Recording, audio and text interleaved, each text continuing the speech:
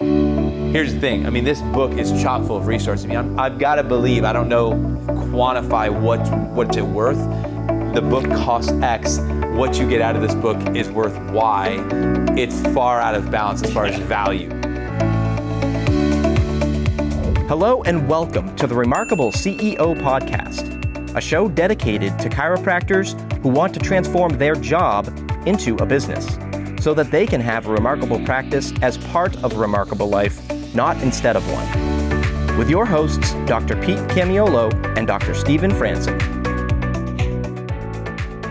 Welcome back to another episode of the Remarkable CEO Podcast. I'm Dr. Pete. I'm Dr. Stephen. Great to be with you here today. So we just finished a workout this afternoon. We're here in New Hampshire. We've been in the studio. We've been working hard. Now we're celebrating. And as we were coming back from the hell barn and we were coming into the house, we saw a big pile of boxes. And in those boxes is this book. So really excited, Dr. Stephen. I've been waiting. So excited, man. I know you must be. Let's dive into this. I want to talk about the process of writing this book. And before I get into the process, let's talk about, why did you write this book? All right. So guys, it's the new Remarkable Practice book. How about that, man? If you've never written a book before, this is like birthing a child. It's unreal. I think we all have books inside of us. I think you probably have a book or two or three inside of you. All right. So this was definitely something that I had to get out of me. Right. So this is the Remarkable Practice, which is the definitive guide to building a thriving chiropractic business. Right. So why did I write the book? For me, it's something that I did for my Sam, for my boy, for my son.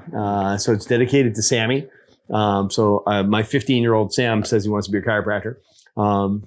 Just for the record, if when I was 15, I decided I want to become a chiropractor. But I don't know how many people decide what they want to be at 15 and then actually become that. So I don't want to put that undue pressure on him, but he's been saying he wants to be a chiropractor since as long as I can remember. And everybody around him is a chiropractor. So I didn't even think he knew there was an option until he was 12. Yeah. If there was any other profession. I wrote this book for him. I dedicated it to him. And you guys all get to read it. All right. Yeah. So this is literally a definitive guide for how to do it right. Yeah. For my boy. Yeah, that's great. I'll tell you. So this is an amazing book. It's a remarkable book. It really is. I had a chance to start reading it here this afternoon and just going through the chapters and looking over the titles of the chapters and the outline and what's included in it. This is an absolutely remarkable book. I mean, it says it's a definitive guide. This is a definitive guide. If you're a chiropractor and you have a practice, or you're a chiropractor and you work in a chiropractic practice, or you're a CA and you work in a chiropractic practice, this is going to be of great value to you. It's a great book for a CA to read. Yeah, that's what I was thinking while I was going through it. Just say again, this just arrived a few hours ago. Office managers, students, spouses of chiropractors. Because here's the thing: at the top it says the major premise, right? So you can have a remarkable practice as part of a remarkable life, not instead of one. We know that in order to have a remarkable practice as part of a remarkable life, it takes a whole group of folks coming together. It takes a village. Working together to make that happen. Yeah. The cool thing is when you do it well, everybody wins, right? That includes your team. They benefit from the remarkable practice. Yeah. So let's talk about the process of writing the book. Like you said, we can dive into some of the elements of the book as well, but let's talk about just the process. Some of the doctors, like you said, hey, a lot of you have a book in you. Talk about that for yourself. No, I said that really deliberately because I wish somebody had done a podcast like this, or if they did, I couldn't find it. It's like, hey, I want to write a book.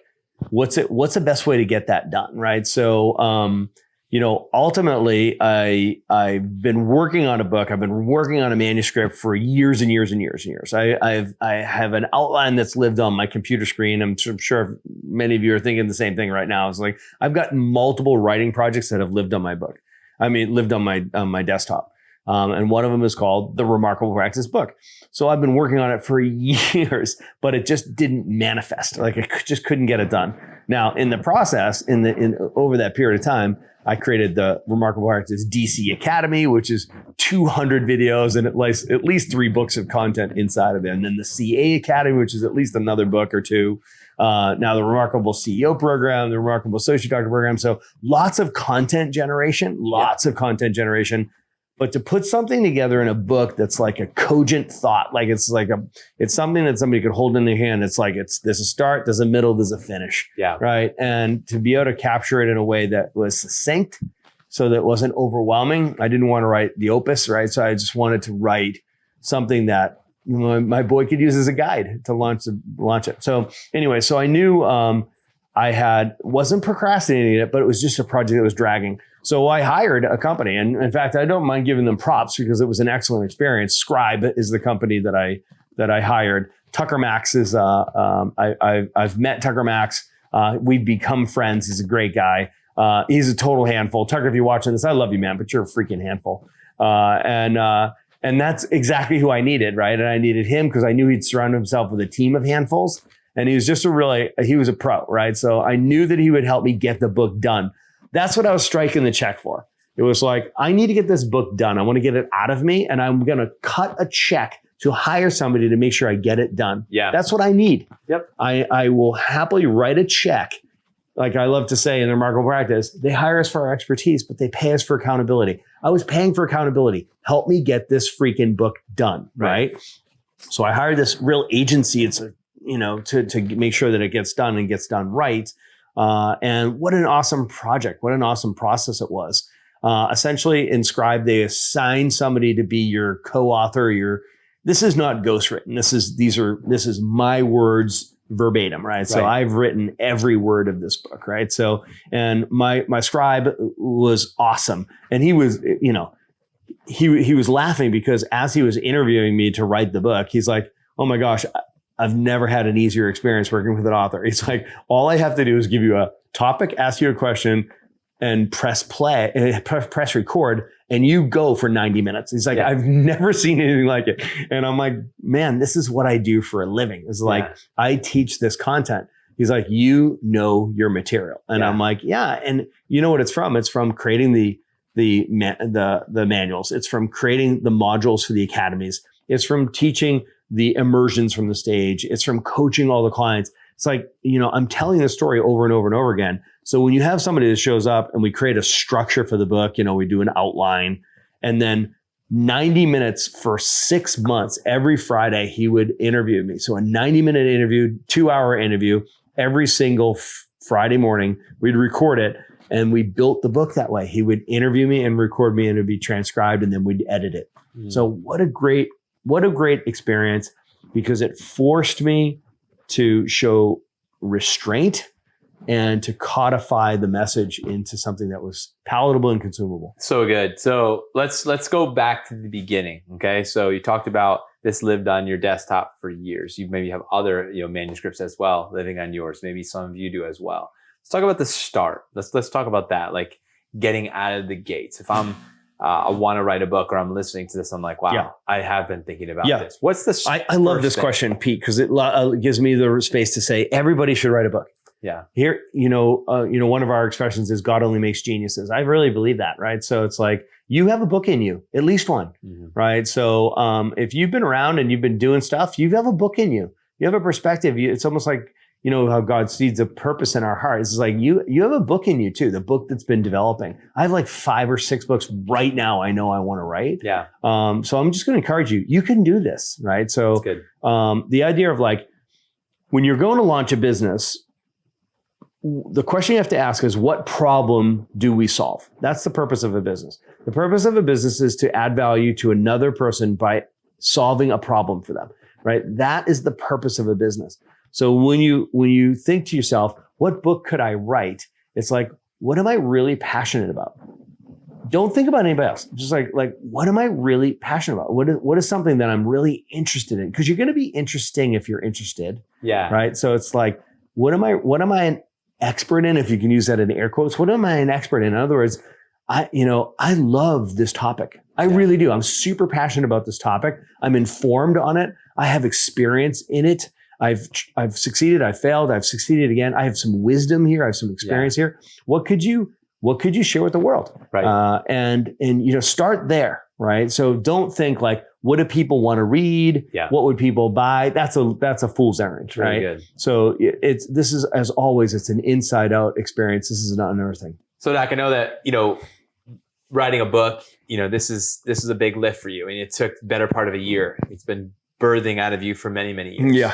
When you think about the biggest challenge that you faced with writing the book, what was that? If you have clarity around that, what was the biggest challenge? Biggest challenge was definitely giving it back, like saying, okay, it's done. Like giving it back to the editors after the 14th pass.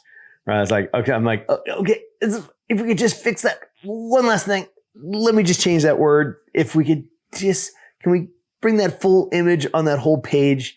Can I just have that bold faced? Could you change that font, make that word bigger, put a box around that? It's just like those last details, just giving it back and saying it was good enough. Yeah. And recognizing that, it's not going to be perfect, but, I just wanted my inner control freak perfectionist was coming out. Yeah. But I would say that's something that we love about you, right? So one of the things that, that we love about you, your patients loved about you. Being neurotic. all over the years. No, just your commitment to excellence. Like, it's like, no, the word, it has to be this word. I want it to be this font. I mean, I've worked with you now, for the last couple of years, and I've gotten to know that about you and love that about you. And yeah, sometimes it can be hard. Like you hired this team to work with you. It's not done. Right? It's not right. Yeah. You're the one telling them it's not done. Usually it comes the other way around, right? You hire an expert to help you do something. You're the one telling them. But I think that's one of your strengths. That's one of the things that was exposed. And I'm sure they love that about you. I don't know because I haven't talked to any of the people from the team, but they probably love that about you. It was a challenge. But that's one of the challenges with going from being an owner operator to a CEO, right? That's that epiphany you had. And to be able to delegate and go from, hey, I'm a control freak, perfectionist, Clydesdale operator, and for me to go to become the CEO and turn my practice, my job into a business and go from the owner operator to CEO, I have to be able to transfer those things. So you hired a team, you hired them, you paid them. And that was part of the process. So yeah, that was the hardest part. Is literally just being like, okay, I'm not going to get this back. I can't tweak it anymore. It's done. That was the hardest part. So let's talk about the lesson then. What was a big lesson in this amazing process of writing this book? What was a big lesson for you?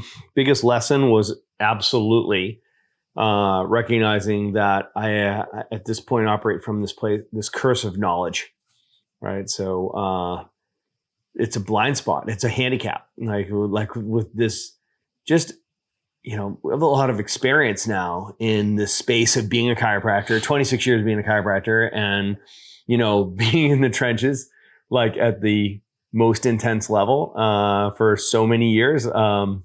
Like my friend Paul Kratka likes to say, is like my years are dog years. There's 7 years for every year. Because the intensity of how many patients we would see on any given day and week, what it's like. It's dog years. Yeah. So yeah, the compound effect of that over time. And then of course now coaching, you develop this fluency, this perspective, and I certainly don't know everything, but it's like I'm way on the other side of the fence. So it was great to write the book from the perspective of be sensitive to the reader, know your audience, know where they're coming from. And there's like, they don't have that curse of knowledge, which is really refreshing. And you come from this place of like, okay, let's go pull back to 30,000 foot here.